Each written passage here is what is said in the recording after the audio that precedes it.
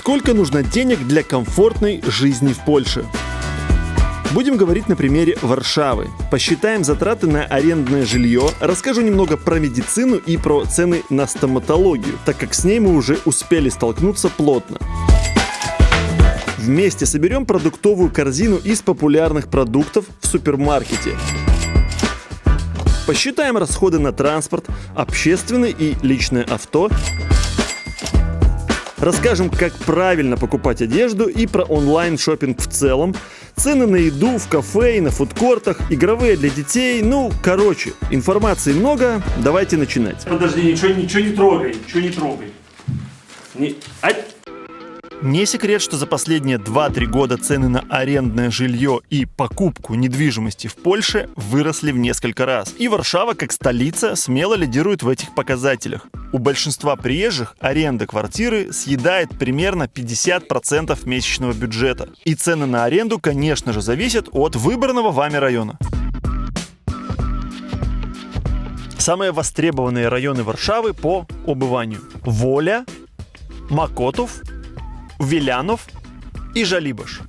И можно сказать, что это самые дорогие районы, потому что на них самый большой спрос. Лично мы поселились в районе Бимова, и здесь жилье можно найти не дорого, но у нас получилось дорого, потому что мы прямо возле станции метро. Но это в целом далеко от центра, и жить здесь комфортно, по сути. Нам окей, но не хватает, конечно, цивилизации.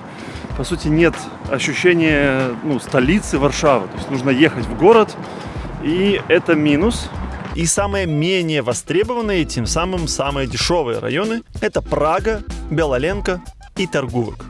Я надеюсь, ничего не напутал. Если напутал, то напишите в комментариях. Как искать жилье? Это можно сделать самостоятельно своими ручками в интернете на популярных сайтах OLX и Autodom. Заходим на Autodom, выбираем двухкомнатную квартиру, фильтруем цены по возрастанию. Первое предложение – это какой-то аттракцион невиданной щедрости, 2600 злотых. Но тут нужно сразу же подметить, что там написано не жирными буквами, плюс чинш. Если очень грубо и быстро объяснять, чинш – это коммунальные услуги. Вы добавляете вот эту стоимость чинша к стоимости аренды, платите хозяину, и хозяин сам разбирается со счетчиками, с оплатами, и через полгода или год у вас могут быть перерасчеты. Многие люди попадают на большие суммы перерасчета, потому что много крутят воду, электричество, поэтому это отдельная тема для видео, и скоро у нас такое видео выйдет. Тем, кому нужно быстрее или не хочет этим заниматься, или нет возможности, как это было у нас, обращаются к риэлторам, к агентствам или к агентам. Так, собственно, сделали и мы. У нас подруга занимается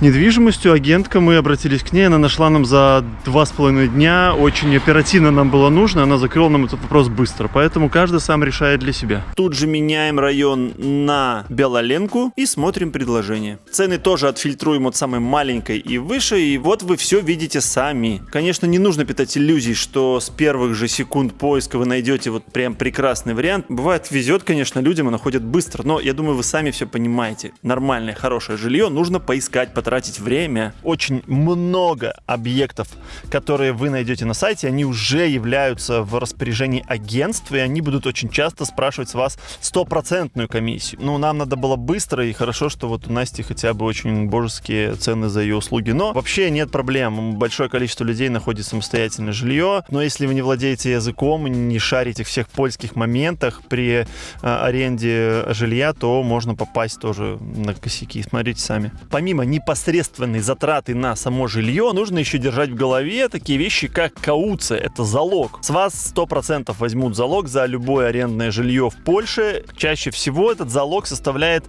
один месячный платеж за жилье. То есть, если у вас жилье стоит $1000, то $1000 вы должны оставить залог. Также нередко залог могут потребовать за 2 месяца проживания. То есть, если $1000 жилье, еще $2000 залог. Эти залоги являются возвращаемыми. То есть, считается, что когда заканчивается ваша арендная история, вам возвращают эти деньги. Но тут очень ходит часто история о том, что поляки не любят их возвращать. Но арендосъемщики, квартиросъемщики любят ушатывать жилье. Также дополнительными тратами при аренде жилья могут стать всякие оказионаймы, такая форма договора, в которой необходимо предоставить поручительство за вас от других лиц, проживающих в Польше. Мы делали про это отдельное видео.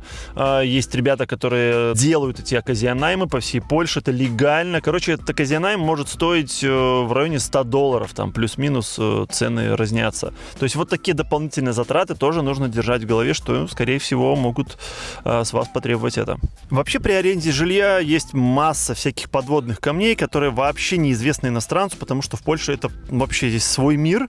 Отчисление и оплата коммунальных услуг, как подписываются договора, очень много всяких мелких моментов, которые нам неизвестны. И на канале скоро выйдет инструкция, полная инструкция, как искать жилье, как не попасть на мошенничество, как себя защищать, как подписывать договора. В общем, куча полезной информации. Поэтому, если вам актуально, то подписывайтесь на канал и не пропустите. Да? Да. Не пропустите, а то пропустите, и как я вам это потом покажу. Ну а про покупку недвижимости в Польше мы уже завели целый цикл выпусков. У нас уже несколько видео о том, как мы смотрим объекты, ездим по домам, и уже есть снятый материал с просмотром квартир, дома с ремонтом, с отделкой. Все потихонечку будем выкладывать, поэтому если эта тема интересна, то на этом канале уже есть информация. Что с медициной? Если вы официально трудоустроены и платите все отчисления, то у вас есть доступ к Национальному фонду здравоохранения. В таком случае за прием и лечение вам дополнительно платить не нужно. Звучит здорово, но есть большое но. Попасть к специалисту практически невозможно. В своей очереди на прием по записи к доктору можно ждать до полугода. Да, в прямом смысле полгода, чтобы попасть на прием. Поэтому в Польше очень хорошо себя чувствуют частные клиники. Консультации стартуют примерно от $40 и выше. Тут цены тоже могут зависеть от специалиста. Поэтому многие себе дополнительно оформляют платную страховку. Цены от $25 в месяц на человека и до бесконечности. И для семей с детьми есть тоже разные пакеты предложений на любой кошелек с разным покрытием. Вывод такой, что в Польше лучше не болеть и не сталкиваться вовсе с этой системой. Нас пока Бог миловал, а вот со стоматологией нам уже пришлось столкнуться всей семьей и вплотную. В наших планах не было так плотно ввязываться в стоматологию, но у меня произошел инцидент внезапный с коронкой. Да, у меня есть коронки. Мне уже 40 лет, у всех уважающих себя людей 40 лет должны быть коронки. Мы собирались, конечно, всей семьей на плановый чекап, но вот это событие ускорило процесс. Спросил у знакомых, мне посоветовали одну клинику, мы просто поехали туда напрямую. И раз уж мне уже нужно было ехать со своей проблемой, я записал всю семью на чекапы. И это вылилось еще в продолжение, то есть в лечение прямо вот всем членам семьи. Там по мелочи, но тем не менее. Первый раз в Польше идем на чекап медицинский, на зубной. Заходим. Мы прям очень сильно загонялись по детским зубам, вот прям тщательно старались их чистить, учили их, сами постоянно контролировали, но детские вот эти нежные молочные зубы очень сильно подвержены. В итоге пришлось лечить. Это первое лечение детей в жизни.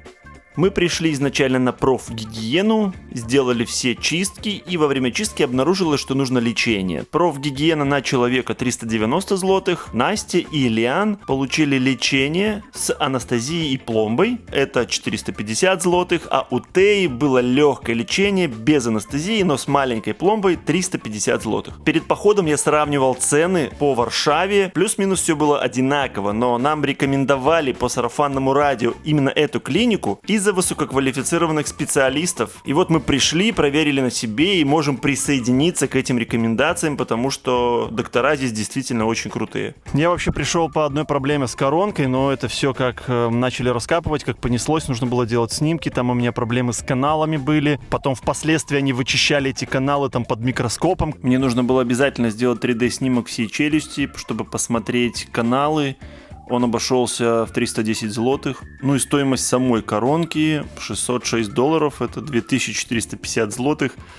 Да, блин, только хотел взять себе новый велик, но пришлось потратить на зуб. Теперь вместо кататься буду есть. А это, кстати, очень интересный вопрос инвестиций в себя любимого. Как часто мы видим, что люди тратят какие-то большие деньги на всякое барахло, брендовые сумки или какое-нибудь обновление айфона, который ему не нужно. Вместо того, чтобы сдать анализы, провести диагностику здоровья, профилактировать какие-нибудь опасные заболевания, мы можем пойти и потратить на какое-нибудь ненужное косметическое барахло, которое якобы увеличит наш статус. И вот я действительно пытаюсь над этим работать, и вот в этом моменте зуб или велик для меня как бы выбор очевиден. Конечно, я выберу здоровье. Велик подождет месяц, полтора-два, тем более, что еще не сезон. А здоровье может и не подождать. И с этими зубами, блин, всегда все так. Одно цепляется за другое. Понеслось. Меня отправили к ортодонту. Я всю жизнь знал, что у меня кривой неправильный прикус. Это нужно было рано или поздно этим заниматься. В общем, я пошел на консультацию к ортодонту. Мне рассказали, что мне желательно делать, в каких вот временных промежутках, очертили цены. В том случае, если костная ткань мне позволит произвести необходимые изменения в челюсти, то брекеты обойдутся мне от 6 тысяч до 10 тысяч злотых за обе челюсти. Там хотя бы есть плюс, что можно их по очереди ставить вверх и вниз с паузой в 2 месяца, чтобы не сразу платить всю сумму. Но хороший плюс, сказали, что если бы я пришел позже, то было бы больше проблем и было бы дороже. Поэтому как бы... Вот так вот. Да, как я и сказал, с медициной пока не сталкивались, но анализы и чекапы уже сдавали.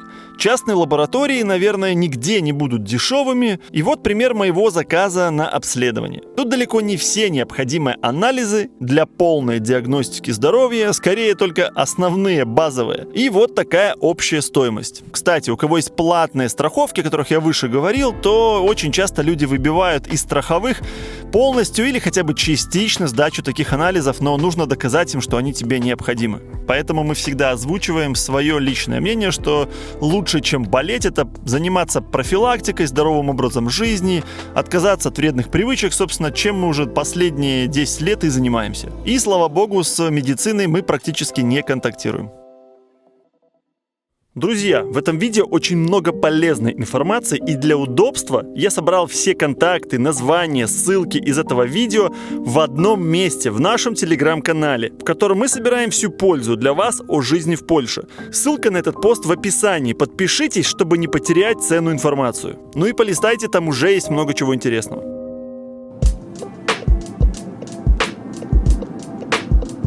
Общественный транспорт в Польше развит очень хорошо. Можно купить единый проездной на все виды транспорта. Создается именной билет «Карта Мейска». После получения карту нужно пополнить, то есть купить на нее проездной. 1 месяц стоит до $30. Сделать это можно в билетомате или зайти в пункт обслуживания пассажиров. Он есть не на всех станциях, но найти несложно. После покупки ее нужно активировать, приложить в метро или в автобусе к валидатору. Разовая поездка в метро, например, будет стоить неполный $1.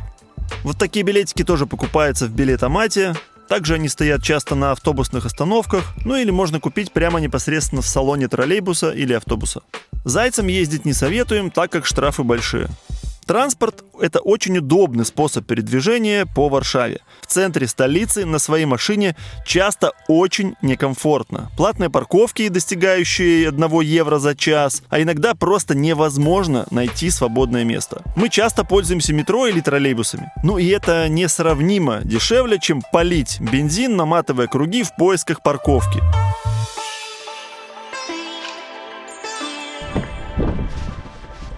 Сейчас зальем пару литров и посмотрим цены на топливо. Моя любимая заправка — это Орлен.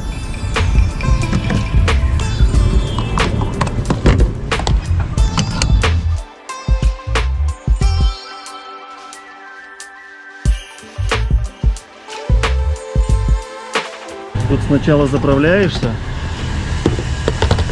возвращаешь пистолет и потом только идешь платить.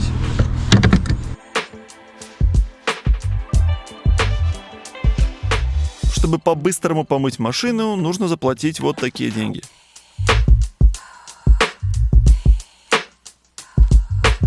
А можно самому помыть машину вот на такой мойке. Примерно я вкладываюсь $5-7 за мойку. Еще из важных расходов на автомобиль – это ежегодная страховка. По закону в Польше машина не может находиться без страховки даже 1 дня в году. И неважно, ездит она или даже поднята на подъемнике, автомобиль должен быть застрахован. Штрафы за несоблюдение гигантские. Когда я купил машину, долго выбирал страховку, и мне посоветовали хороший агрегатор. Тут я смог выбрать для себя даже с автокаско, дешевле, чем у других операторов, без каско. И после покупки этой страховки мне дали реферальную ссылку. Короче, можете просто поискать самостоятельно, а если хотите сэкономить 100 злотых, то в описании будет ссылка. Кстати, забавный факт. Недавно мы выпускали видео о Варшаве, большой обзор города, стоит ли сюда переезжать, про наш годовой опыт жизни в столице. Классное, яркое видео, и там мы рассказывали про безопасность, что Польша вообще в целом страна безопасная. Это так, это никто не опровергает, это действительно так, это правда.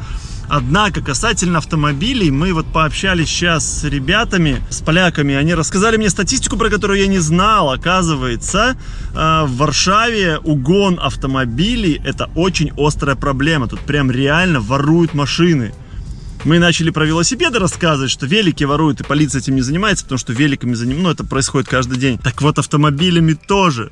В день чуть ли не по 6-7 машин угоняют, и тоже никто их не находит, потому что, это целая большая проблема. Так что нужно ставить какие-то защиты, блокировки на автомобиле. Есть перечень автомобилей, которые больше всего пользуются популярностью при угоне. Вот, Volkswagen наш на 3-м месте, и это, конечно, грустно. Ребята, видите, аж запыхался монтировать, уже вспотел. Вы давайте это поставьте лайк, пожалуйста, потому что видите, столько информации, столько контента. Прям реально устал, просто. Сейчас будет еще столько же, поэтому подпишитесь, напишите комментарии, это самая лучшая поддержка от вас. Прямо сейчас, прямо сейчас. Спасибо. А мы с вами отправляемся в супермаркет с самыми оптимальными ценами. Сейчас мы соберем корзину белья. Ты сказал с юмором. Сейчас мы соберем продуктовую корзину из самых популярных распространенных товаров. И также укажем цены. У меня даже журнал есть со скидочками. Пойдем. Ашан не самый современный супермаркет, и тут всегда очень устаешь после покупок. Тот же Carrefour более презентабельный и красивый, но это ведь все мишура. Сахар классический за килограмм $2,5. Стандартная пшеничная мука, чуть больше $0,5 за килограмм. Разного типа муки, на любой выбор, на любой вкус. Цельнозернистые, всякие аркишовые, житние, пшенные, все есть. Масло по $2,5. А это наше любимое масло, $1,5 тоже за упаковку. Оно нам по вкусу больше всего заходит. А сейчас просто можете сделать себе скриншот, или сфоткать экран. Цены от указанных и выше.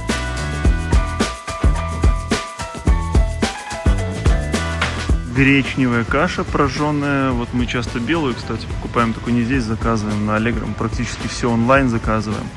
Но если надо, то 7 злотых, это между $1,5 и $2 примерно за килограмм. А овсянка в районе $0,5, 400 грамм. Ашан ощутимо дешевле, если, как у нас, собирается корзина на $100-150 раз в неделю, то в Carrefour эта корзина будет примерно на $20 дороже. И еще очень важно, это то, какой магазин ближе к тебе находится. Ашан у нас в 3 минутах езды, и это просто быстро и удобно. И по факту тут отличный выбор, все есть. Огромные стеллажи полезных продуктов для зожников, для безглютеновых диет, Bio, Natural, Organic. ЗОЖ отдел гигантский, просто как отдельный магазин в магазине. Мы просто запаренные зожники. Чипсики и курочка на распродаже.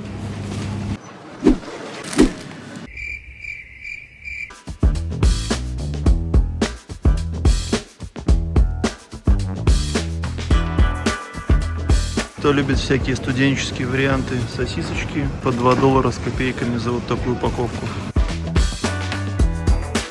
Наши любимые виды не молока, а, как модно говорить, молочных напитков. А то очень многие люди, которые пьют молоко, злятся, что вот эти виды продуктов называют тоже молоком. Поэтому не будем никого триггерить. Мы берем вот овсяное бариста, мы ее берем для матчи.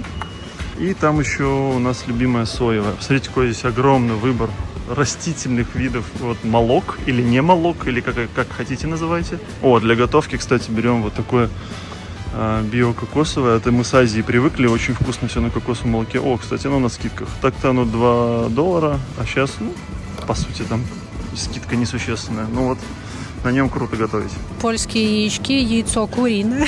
Яйцо куриное. На самом деле разбежка цен. Даже не знаю, что вам показать. Есть за 22 злотых, есть за 10 злотых.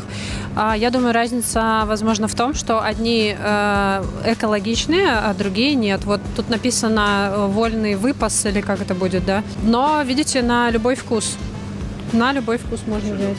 Посмотрим, сейчас возьмем интервью, посмотрим, что же он берет. Также много сетевых магазинов поменьше, типа Lidl, Бедронка и Kaufland. В них часто встречаются уникальные виды продуктов, которые только в этих магазинах есть, и постоянно свои акции и очень хорошие цены, особенно днем, пока все на работе. А также возле Lidl можно прям зарядить свой автомобиль, у кого электрокар. Очень удобно.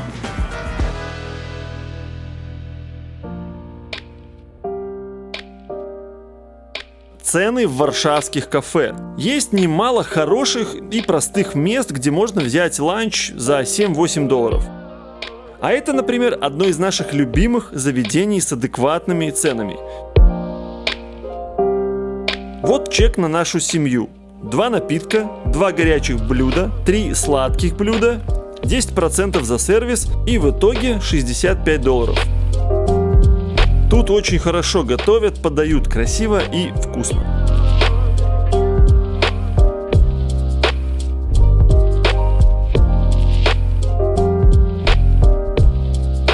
В Польше большой популярностью пользуется азиатская кухня. Обычно это микс самых известных блюд из всей Азии. Тут такие заведения называются хинчик. Так, приехали ностальгировать свою азиатскую кухню, есть любимая. Вот, суп фо будем. Вот, получается, 28, это да, это $7. Вот это больше, это получается $8-9. Выглядят они все одинаково. Такая себе столовка-едальня. Ну, как, собственно, и в самой Азии. Наш любимый хинчик – это Ловин-хат. По сути, цены такие же, как и в предыдущем кафе. Хотя там прям кафе-кафе, а тут столовка. Да, это, кстати, забавная особенность в Польше. В столовках и на фудкортах цены часто такие же, как в хороших кафе, где еда более свежая и блюда прям готовят. Вот это я понимаю размер фо. Ну, это стоит $7. Так, вот такая тарелка на таком фудкорте, ну как столовая, стоит где-то, ну почти 30 злотых. Мы заметили, что в Польше очень популярный самый матерый фастфуд. И на всех фудкортах всегда людей больше именно в таких заведениях. Вот полистали меню, может кому будет интересно. Чашка кофе или матчи в популярных сетевых кофейнях типа Кофе Неро или Starbucks стоит 25 злотых. Это чуть более $6. Это стандартная цена средней или большой кружки. А если вы бежите по городу и вдруг проголодались, то можно зайти вот в такой магазин сетевых всяких штучек. Ой, сетевой магазин со всякими штучками. И купить себе дешевой еды и напихать в себя за пару копеек. Пойдем посчитаем, что там. Магазины «Жабка» на каждом углу. Дешевая еда, тот же фастфуд по сути.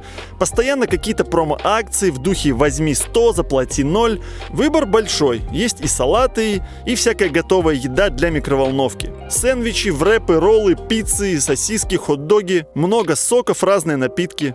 Вот такой маленький сет с соком и сэндвичем можно взять за $4. Очень много почти бесплатной выпечки, а большой кофе можно взять за $2,5. Так что шлем Starbucks и Nero на 3 буквы. Что еще для счастья нам, работягам, надо? Ну, разве чтобы Жабка увидела это видео и заплатила нам за такую классную, шикарную рекламу.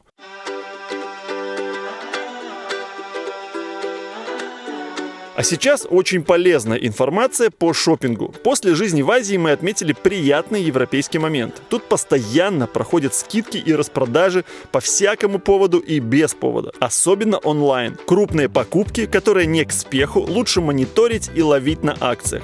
И это реально. Например, велик, который я сегодня уже упоминал, мы взяли Насте на 40% дешевле. Почти половина. Кстати, кучу разных скидок и промо-акций мы ловим еще у нашего мобильного оператора, который работает на eSIM без физических симок. Наш тариф стоит около $9 в месяц, там 75 гигабайт включено, безлимитные смс и звонки по Польше. Кстати, если кому нужен оператор, то я тоже ссылку на него оставлю в нашем телеграм-канале вместе со всей полезной информацией. Я уже рассказывал. Не забудьте прийти прочекать пост. Одежду также лучше заказывать онлайн.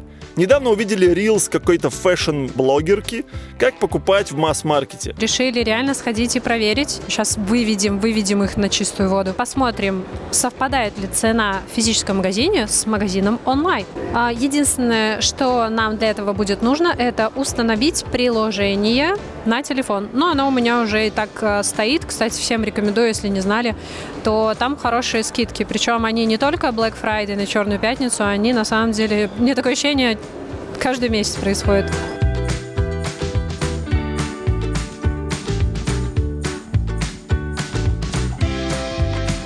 Сканирую. О.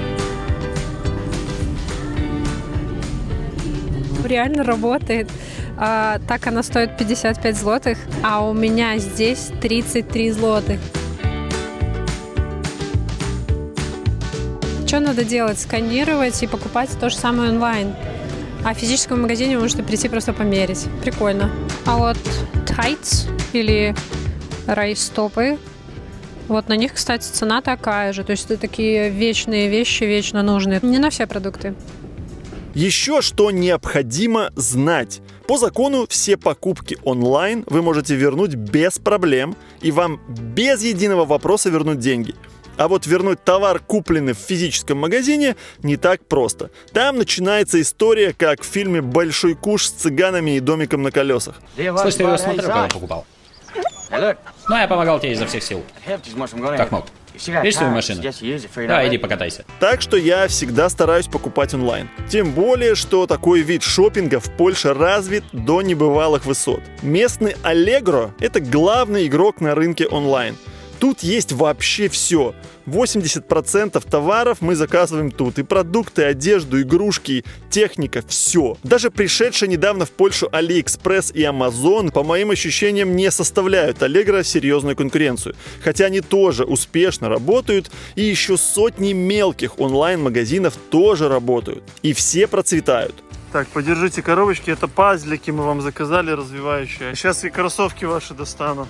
Мама заказала. Система отправок и доставок товара через посылкоматы и на адрес доведена до идеала. Много почтовых брендов, как мировые, так и локальные. Приходит, уходит, доставляется вовремя. Единственное, что можно столкнуться с проблемами с доставкой из Китая. Развлечения для детей в Варшаве в избытке. 1 час игровой стоит, примерно $10. Бывает чуть дешевле, в зависимости от сети игровых и расположения. Мы уже делали подборку классных детских мест в видео «Варшава. Семейный город». А это видео и так уже переполнено информацией. Не забудьте написать свой комментарий под видео, о чем мы забыли рассказать, или что было бы интересно еще узнать. И смотрите наши другие видео на канале. У нас уже очень много крутых видосов.